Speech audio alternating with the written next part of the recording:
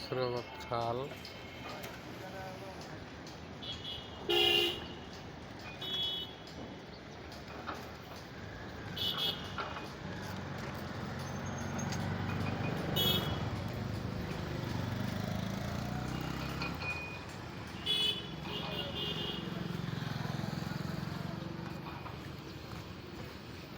খালের উপরে এই ব্রিজ মনসুরাবাদ ব্রিজ বলে এটারে।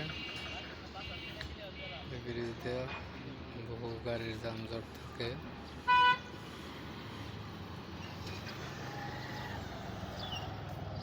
আর খাল দিয়ে বর্জ্য নামে।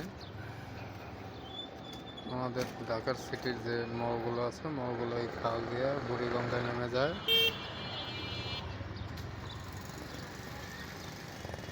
যার কারণে আমরা জীবনযাপন করতে পারতেছি।